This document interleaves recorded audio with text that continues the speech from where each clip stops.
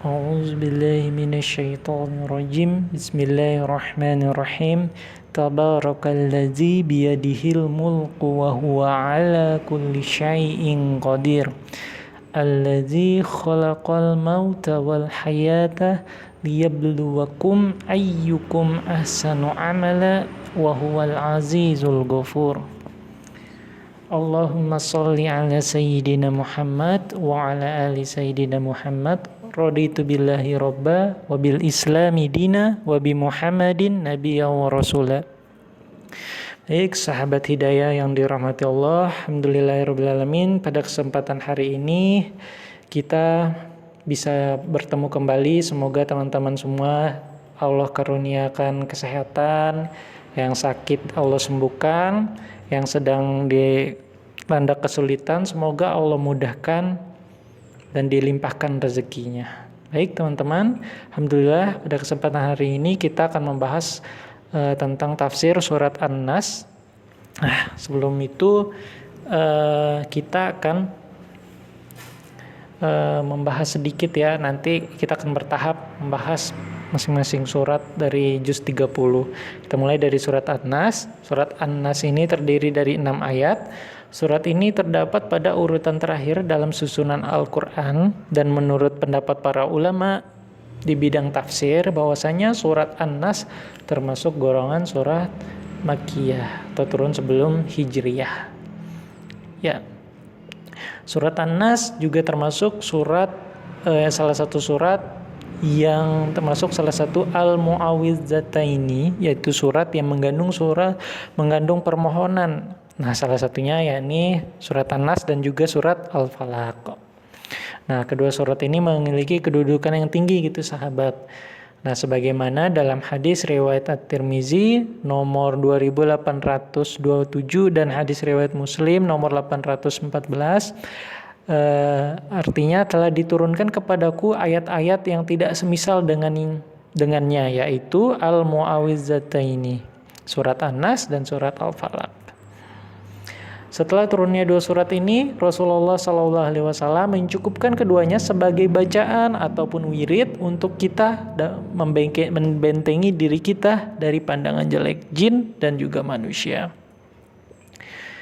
Ya, kita langsung hubungan surat ini dengan surat sebelumnya. Ya, keduanya sama-sama mengajarkan kepada manusia, hanya kepada Allah lah kita menyerahkan diri dari segala kejahatan. Surat Al-Falaq memerintahkan untuk memohon perlindungan dari segala bentuk kejahatan. Sedangkan surat An-Nas memerintahkan untuk kita memohon perlindungan daripada jin dan manusia. Ya, kita mulai dari tafsir ayat 1 sampai 3 ya, ini memberikan pemahaman untuk kita bahwasanya untuk memohon perlindungan hanya kepada Allah Subhanahu wa taala. Ya, ayat pertama, Qul a'udzu birabbil nas. Qul a'udzu birabbin nas. Katakanlah wahai Muhammad, aku berlindung kepada Rabb manusia, Malikin nas, raja manusia, Ilahin nas, sembahan manusia. Nah, 3 ayat di atas merupakan sebuah tarbiyah ilahiyah yang dimana Allah memerintahkan kepada nabinya untuk memohon perlindungan hanya kepada Allah Subhanahu wa taala. 3 ayat itu yang pertama tentang Rabb, yakni sebagai pencipta, pengatur, pemberi rezeki. Kemudian Al-Malik, Malikin nas, yakni Al-Malik, pemilik dari segala sesuatu yang ada di alam ini. Al-Ilah, Ilahin nas, satu-satunya zat yang berhak kita sembah. Nah, ketiga sifat Allah Subhanahu wa taala ini, Nabi Muhammad SAW diperintahkan untuk memohon perlindungan hanya kepada Allah dari kejelekan was-was yang dihembuskan oleh syaitan dan dari kejahatan karena kedengkian dari golongan jin dan manusia. Nah, Masya Allah, ini merupakan sebuah tarbiyah, pendidikan Rabbani bahwasanya semua makhluk Allah adalah hamba yang lemah. Kita ini hanya hamba yang lemah sahabat. Kita hanya membutuhkan pertolongan Allah Subhanahu wa taala semata, termasuk Nabi Muhammad SAW. Beliau adalah manusia biasa yang tentunya membutuhkan pertolongan Allah. Sesungguhnya sehingga beliau hamba yang tidak boleh disembah, bukan tempat untuk meminta pertolongan dan perlindungan, dan bukan tempat bergantung. Nah, memohon perlindungan yang disebutkan dalam surat ini yakni kepada Tuhan manusia, Raja manusia, sembahan manusia. Yang dimintakan perlindungan darinya ialah dari jahatnya bisikan yang bersumber dari dada manusia, baik dari golongan jin dan manusia.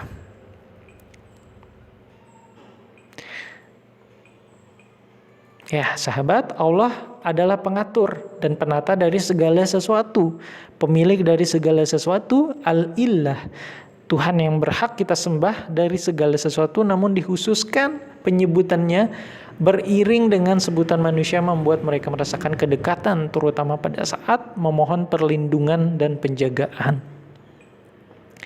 Ya, tafsir ayat keempat menjelaskan tentang ayat sebelumnya, ayat 1-3, yakni jenis permohonan perlindungan. Nah, permohonan perlindungan ini dari apa?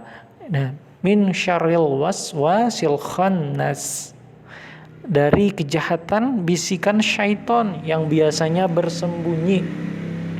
Nah, makna al-waswas yakni bisikan yang betul-betul tersembunyi dan samar gitu, sahabat. Sementara al-khannas adalah mundur. Nah, bagaimana maksudnya? Yakni maksudnya ialah syaitan selalu menghembuskan bisikan-bisikan yang menyesatkan manusia di saat manusia lalai dari berzikir kepada Allah, lalai dari mengingat Allah, sebagaimana firman Allah Subhanahu wa taala dalam Quran surah Az-Zukhruf ayat 36 yang artinya, barang siapa berpaling dari pengajaran Rabb yang Maha Pemurah, kami adakan baginya syaitan yang menyesatkan, maka syaitan itulah yang menjadi teman yang selalu menyertainya. Nauzubillahi min dzalik. Adapun ketika seorang hamba berzikir kepada Allah Subhanahu wa taala, maka syaitan bersifat khannas, yakni mundur dari perbuatan yang menyesatkan. Nah, ini relate dengan firman Allah dalam Quran surah An-Nahl ayat 99, artinya sesungguhnya syaitan itu tidak mempunyai kekuasaan atas orang-orang yang beriman dan bertawakal kepada Rabb-nya. Oleh karena itu, kita senantiasa selalu berzikir. Lisan kita ini senantiasa basah karena Allah basah karena berzikir.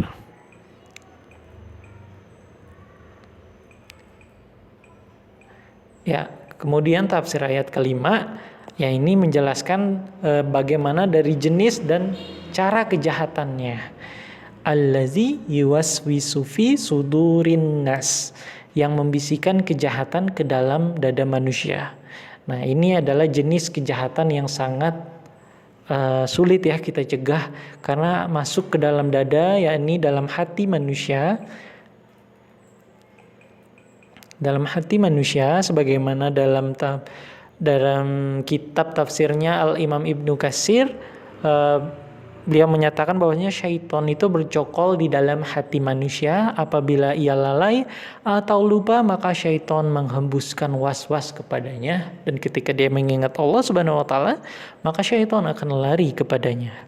Nah, kita kembali kepada tafsir ayat kelima. Inilah misi syaitan, yaitu menghiasi kebatilan sedemikian indahnya, sedemikian menariknya, kemudian mengemasnya dengan kebenaran, dengan kemasan yang buruk, sehingga seakan-akan yang batil itu tampak benar dan baik, padahal itu yang benar, dan yang benar itu adalah tampak batil.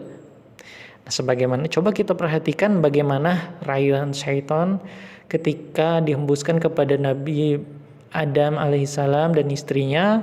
Allah Subhanahu wa taala kisahkan dalam firman-Nya dalam Quran surah Ar-Ra'd ayat 20, maka syaitan membisikkan pikiran jahat kepada keduanya untuk menampakkan kepada keduanya apa yang tertutup dari mereka, yakni auratnya, dan syaitan berkata, Rabb-mu tidak melarangmu untuk mendekati pohon ini.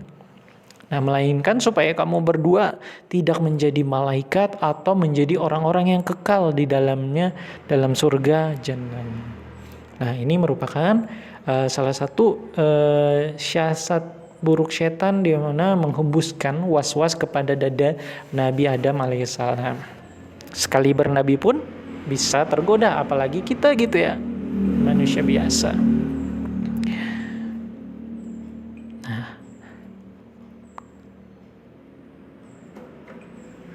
Nah, kemudian tafsir ayat ke-6 ini lanjutan dari ayat sebelumnya, yakni tentang sumber kejahatannya itu, di mana menjelaskan secara spesifik bahwasanya sumber kejahatannya itu dari minnal jinnati wan nas, dari golongan jin dan manusia. Nah, dari ayat ini tampak jelas bahwasanya yang melakukan bisikan ke dalam dada manusia itu tidak hanya dari golongan jin, bahkan manusia pun bisa berperan sebagai syaitan. Hal inilah dipertegas dalam ayat lain dalam Quran surah Al-An'am ayat 112. Artinya, dan demikianlah kami jadikanlah bagi tiap-tiap nabi itu musuh, yaitu syaitan-syaitan dari jenis manusia dan jenis jin, sebagaimana mereka membisikkan kepada sebagian lainnya perkataan yang indah untuk menipu manusia. Maka salah satu jalan keluarnya yakni dijelaskan dalam Quran surah Al-Fussilat ayat 36. Dan jika syaitan mengganggumu dengan suatu gangguan, maka mohonlah perlindungan kepada Allah Ta'ala. Masya Allah. Nah, kita diajarkan untuk selalu mengingat Allah, karena godaan syaitan itu benar-benar tidak terlihat gitu ya sahabat. Itu menghembuskan dalam dada manusia keraguan dan mengemas kebenaran menjadi kebatilan, mengemas kebatilan menjadi sebuah kebenaran. Nah, akhir kata melalui surat ini jelas bagi kita bahwa memohon perlindungan, pertolongan hanya kepada Allah Ta'ala, mengakui bahwa sesungguhnya seluruh makhluk berada di bawah pengaturan Allah Subhanahu wa Ta'ala, bahwa semua kejadian ini atas kehendak Allah dan tiada yang bisa memberikan pertolongan kecuali atas kehendak Allah Subhanahu wa Ta'ala. Semoga Allah menjadikan kita sebagai hamba-hambanya yang senantiasa berminta pertolongan, perlindungan, dan mengikhlaskan seluruh ibadah kita hanya kepada Allah Subhanahu wa Ta'ala. Wallahu a'lam bishawab. Semoga bisa sedikit tercerahkan sahabat. Sekian dari saya. Mohon maaf atas segala kekurangannya. Wassalamualaikum warahmatullahi wabarakatuh.